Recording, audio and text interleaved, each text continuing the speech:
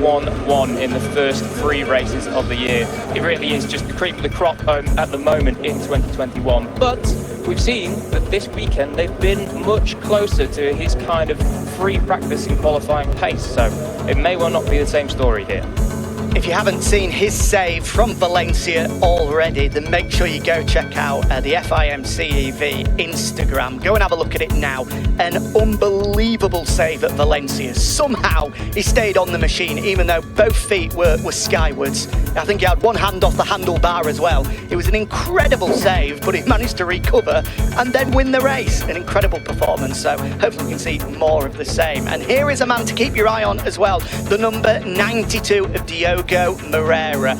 All I have to say is, and you'll be able to realise what a talent he is that the recent test here about 2 or 3 weeks ago for the Moto3 and Moto2, I call upon to draft in and do the test for the squad, that man right there. And if Akhir has got his eye on you as a rider, then he's probably pretty quick. Yeah, we know what Akhir is like for picking out talented. So then, here we go for race 1 of the day, and on pole position is Mario Aji, the Indonesian. First ever pole position. Alongside him is Jose Julian Garcia. Watch out for him, he was quick in warm-up this morning. Third place is Takuma Matsuyama. Second row, Ivan Ortola. Danny Holgado, championship leader, who has that long lap penalty.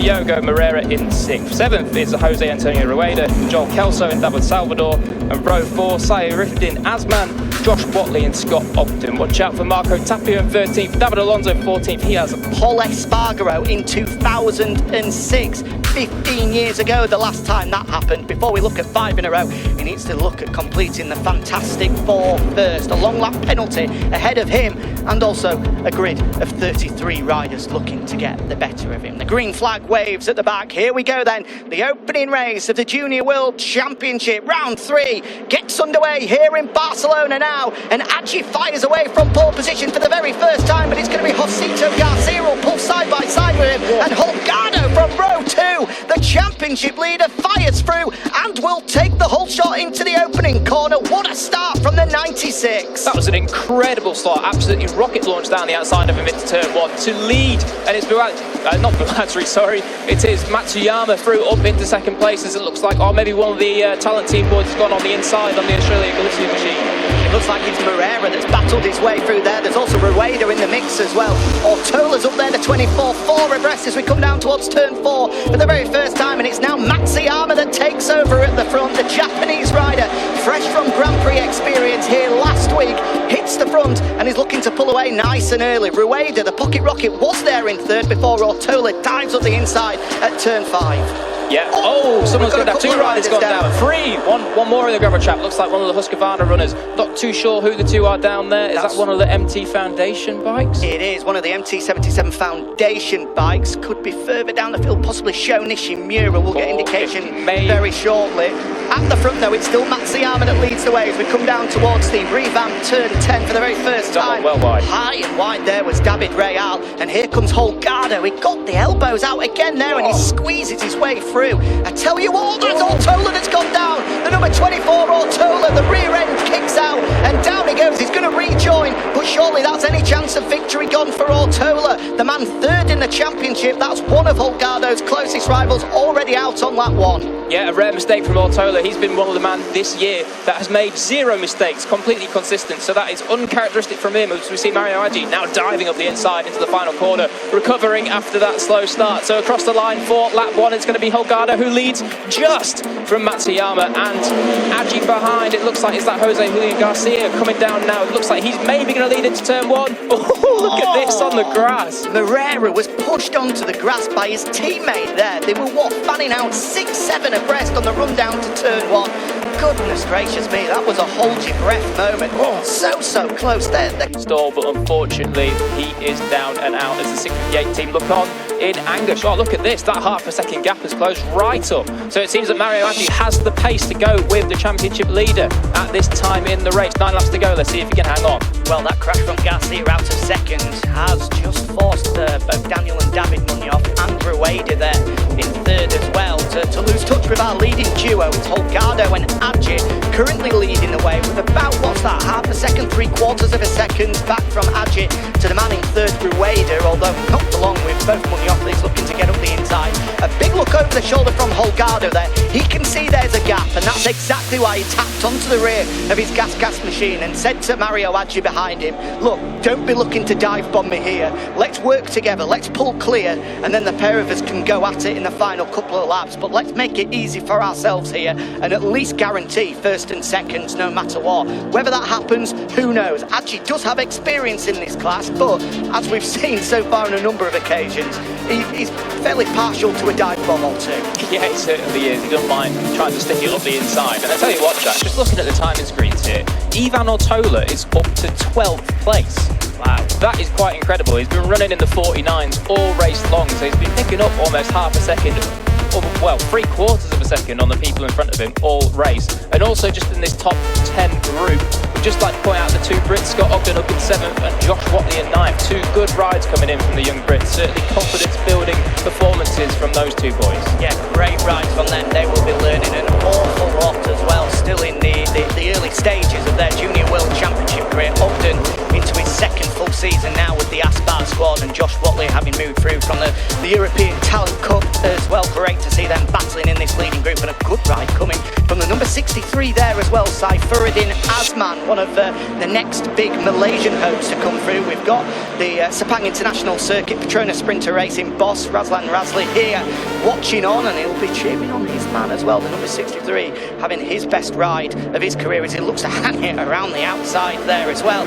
As we said a lap ago, Holgado and Akhir were going to try work together, but Rueda's got the pace. He's managed to pull them in, and suddenly we've got 5 at the long lap penalty if he continues to go into the green stuff. Ever since been handed that warning, he's been keeping it on the tarmac and not onto the green stuff. So let's hope that can continue. We've now just 2 laps remaining here in Montmello, and it's Rueda that leads the way from Munoz and Holgado. 7 riders battling it out for win, and all 7 of them have an equal chance at victory here. Yeah, look at this, about 4 or 5 abreast. Holgado right on the outside. Look at David Munoz looking across at him, and it seems as though Holgado's just swept it over the nose and into the lead, but he's in a Munoz sandwich with them first and third. Daniel Munoz hits the front then, but he's wide through turn 3. A chance for both Holgado and David Munoz to come through, but he'll hold on to it as we come up towards turn 4. Here comes Holgado looking up the inside. No way through. Oh, big moment. Big moment for the race leader, Daniel Munoz. The front end went from beneath in them. He's just able to hold on, but he's dropped back down to 6th place as a result, and Holgado will hit the front. Yep, new pair of undercrackers, please, for that man. That was a huge moment. Fair play trying to save it, but it does mean he's got a whole load of work to do now. With a lap and a half as see Rueda, he's making a move down up into the inside at turn 7. He goes up into P3. We have a yellow flag at marshal post 2, but that's not going to affect these guys on this lap at least. So hopefully that is all sorted by the time we get. Well, it just pops up a crash. Yeah, incorrect graphic that one. The 64 David Munoz is still there in 4th place. Here's a dress rehearsal for 1 lap time. Holgado hard onto the brakes, but he just about gets it stopped. The rear end kicking out there, and he absolutely parked it. There's Clement Rouget just been helped away after crashing out at turn number 2. Back at the front though, and it's still Holgado that leads into the final sector for the penultimate time. Let's see if that gas machine has got the legs to be able to take him to the start-finish line in case it's a drag to the flag in 1 lap's time. Here we go, Holgado out to the final corner. Akhir gets a good run. Has that Honda got the top end to be able to draft its way past?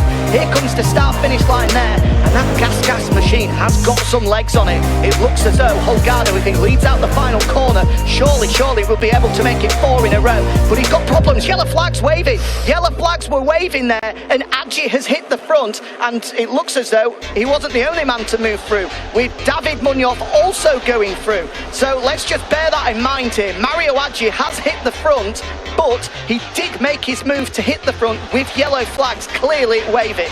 Yep, so there may well be some doubt cast over this result at the end of this lap, but look at that 4 abreast and wow, who was that? That was Holgado being pushed all the way out. So championship leader, the man that's won 3 in a row, going for 4. He's all the way back in 6th. He's got a lot of work to do now, and even for Holgado, this may well be too much. Well, he's got a target on his back as the championship leader, and you can see that there with both Estrella Galicia boys, Azman and Rueda, nudging him out of the way. Azman has come from nowhere. He's sort of kept in the shadows of this leading group, but he's up there in fourth. He's just had third stolen away by the 17 of Daniel Munoz. Meanwhile, the fight for victory is down to these leading two, Mario Adji and David Munoz. Daniel Munoz there as well.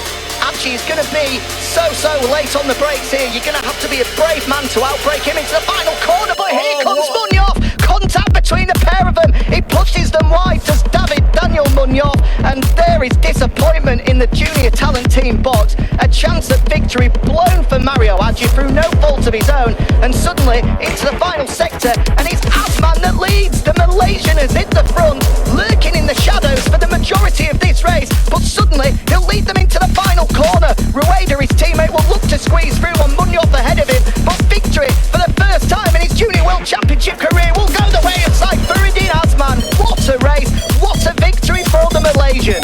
What an incredible performance. Outstanding last few laps from Syarifuddin Azman. How on earth did he avoid all the chaos there? I think every single rider had 3 or 4 huge moments coming down into turn 10 there, but the one man, cool, calm and collected, Azman picked his line and scythed through from 10th on the grid. What a ride. Incredible, absolutely incredible. A best result previously of 4th place. This is Malaysia's next